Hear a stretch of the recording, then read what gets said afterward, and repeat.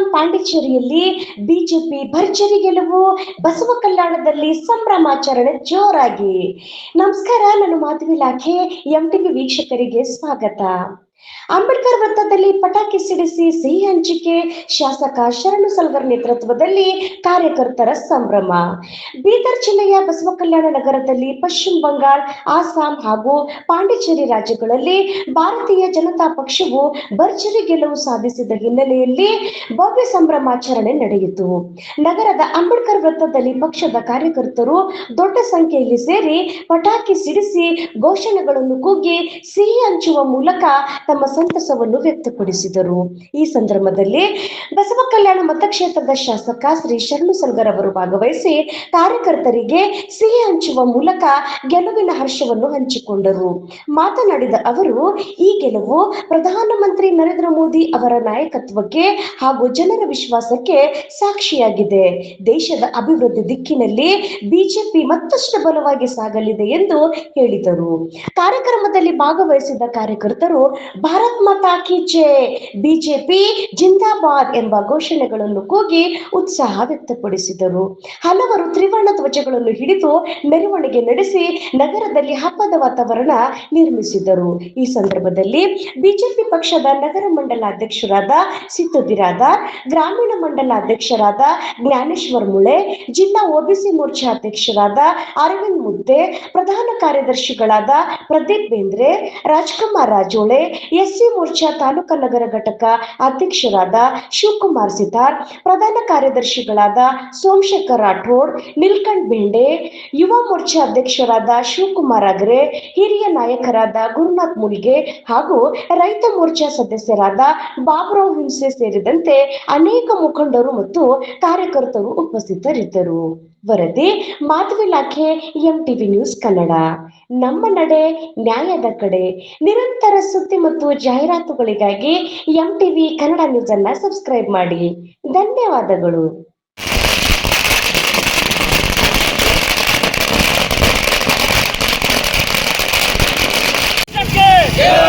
भारतीय जनता पक्ष के बोलो, भारत माता की जय, भारतीय जनता पक्ष के जय.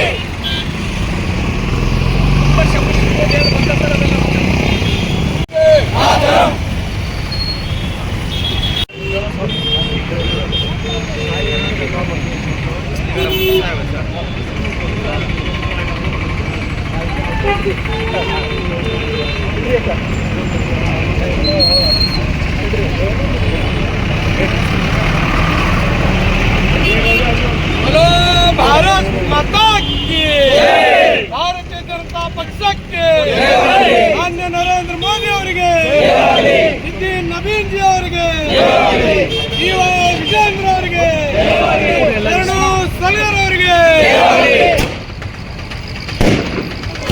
ಬರೀ ಭಾರತೀಯ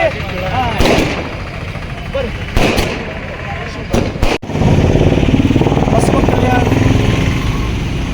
ನಗರ ಮತ್ತು ಗ್ರಾಮೀಣ ಮಂಡಲಗಳ ವತಿಯಿಂದ ಇಡೀ ಜಗತ್ತೇ ತಿರುಗಿ ನೋಡ್ತಾ ಇತ್ತು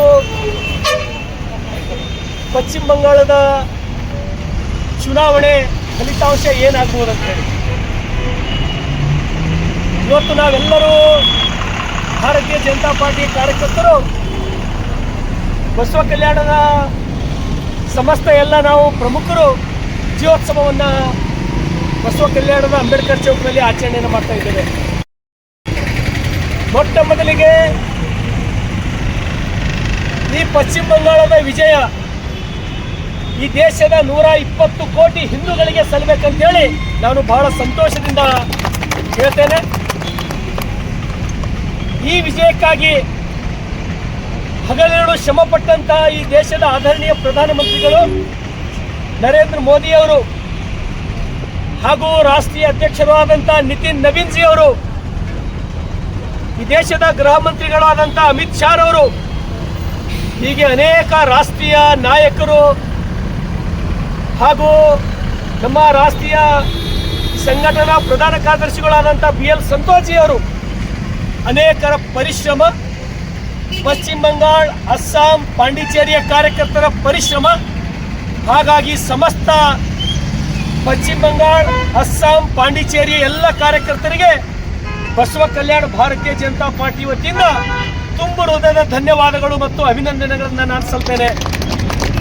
ಸ್ನೇಹಿತರೆ, ಈ ಜಯ ಇದು ಸಣ್ಣ ಪುಟ್ಟ ಜಯ ಅಲ್ಲ. ಇದು ಏನು ಪಶ್ಚಿಮ ಬಂಗಾಳದಿಂದ ಭಾರತಕ್ಕೆ ನುಸುಳುಕೋರರು, ದೇಶದ್ರೋಹಿಗಳು, ದೇಶ ಹೊಡಿತಕ್ಕಂಥ ಕೆಲಸ ಮಾಡೋರಿಗೆ ಅದೊಂದು ಹೆಬ್ಬಾಗಿಲಾಗಿತ್ತು.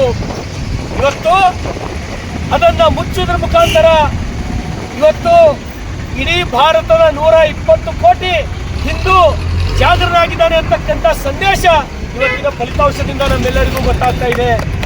ಹಾಗಾಗಿ ನಾವು ಒಂದೇ ಸವನೆ ಭಾರತೀಯ ಜನತಾ ಪಾರ್ಟಿ ಕಾರ್ಯಕರ್ತರು ನಮಗೆ ಕೂಗಿತ್ತು.